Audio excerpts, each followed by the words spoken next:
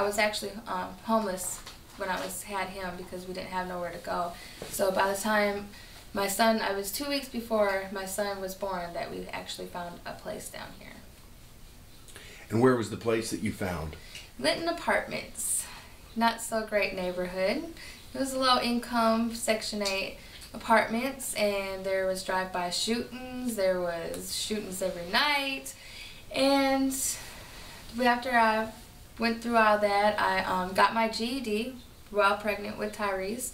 He was kicking the table and encouraging me to continue to get my education while I was then from there, I signed up for TSU. My first book began when I came to Nashville, and while I was coming to Nashville, I was staying with a studio, a producer from a different studio. He's Karma Inc. Records, and in his studio I was writing a lot of different of my poems, but through his music, and started collaborating a book.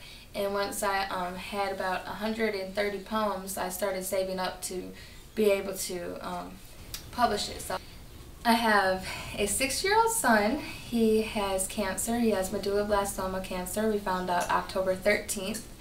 And I have a 2-year-old son. His name is Zayden, and he's so smart. He can do sign language, and he has a little hurt about seeing his brother go to hospitals and just wants to discover Tyrese Antonio had cancer.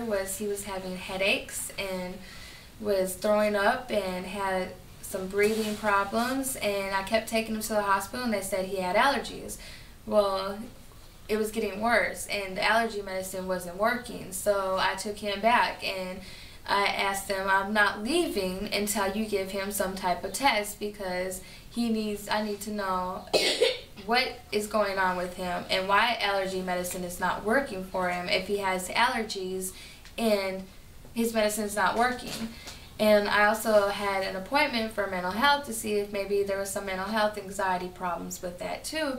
But at his medical doctor visit, they told me that I would have to go to the ER to get a test because they couldn't give me a test fast enough through the regular visits. So I took him to the ER and I asked for every test they could possibly give my son that had nothing to do with allergies, to make sure that he was doing okay in his mind and his brain and his body, because I wanted to know that he was physically healthy. Well, in the process of them checking and giving him a CAT scan, they found a tumor in his brain and came and told me that he had 2 weeks to live. This killed me and devastated me. I didn't know what to do, so I called my grandma and my grandpa, and I told them what was going on, and I asked them to come as soon as possible because my son has 2 weeks to live. So tell me about the process at the hospital, going through surgery. Tell me about that whole experience. Well, Vanderbilt told me that he was not allowed to go home and that he would be checked into ICU. As being checked into ICU, they gave him more CAT scans to figure out where the tumor was, and gave him steroids to try to shrink down his swelling in his brain and see if they could take it out during surgery.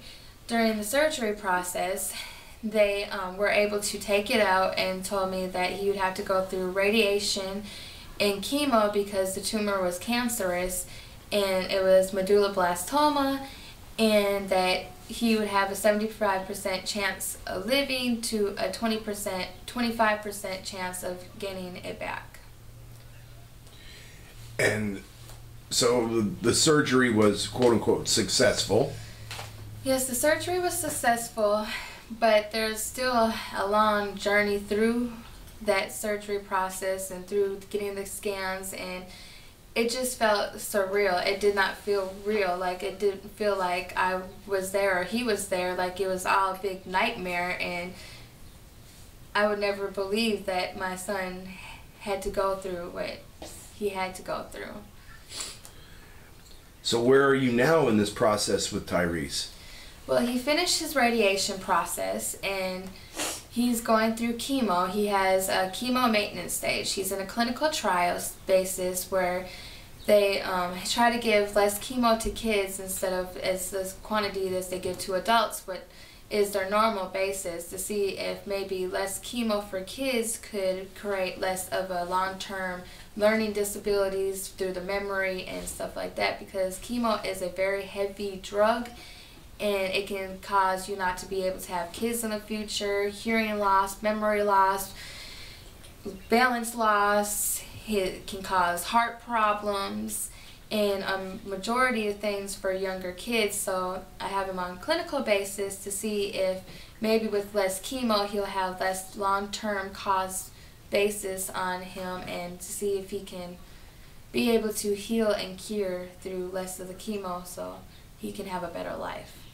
How often does he go for his chemo treatments? He goes to chemo once every Wednesday. He goes to physical therapy every Monday. So that way they can help with his balance and coordination, and that's all part of like the maintenance stage. And he does inpatient chemo every 3 weeks to make sure that he gets his chemo pill, his drip, his vincristine, and this ever heavy, stronger chemo that can hurt his bladder and his kidneys. And that's the journey, because every time we go we want to pray and make sure that he's not hurting, having more damages through the chemo process. I'm a single mother of 2. I go to college at TSU. I'm on the dean's list. I basically take care of my 2 children alone, except for some help from my grandparents at times, and Blackmore Methodist Church. And I am able to conquer this journey through God, because God can make us be able to handle things that we have no control of. If it wasn't for a higher spiritual belief, I feel I might fall, but with a higher spiritual belief, I pray every day that I can see another day with my son, and get up with a passion and a will to see my son survive, to see me survive through school, because that's been my dream since I was a little girl, to see and help other younger females survive through their journeys and coming out of juvenile, to bring birth rate and education, birth rate down and education up. So with that willpower of passion for them younger girls and for my children to see their mother succeed, I get up every day and I do what I have to do through taking them to the hospital, going to classes, taking my son to different places that he could have fun, like the zoo. I don't want life to be boring for him. I want life to be fun. So I basically sell soaps, lotions, and lip glosses as my job to make an income, so that way we can be able to provide, to do some of the things that we need to do for transportation, to getting to school, getting to hospitals, basically making and paying rent to make a way through this journey. Let me ask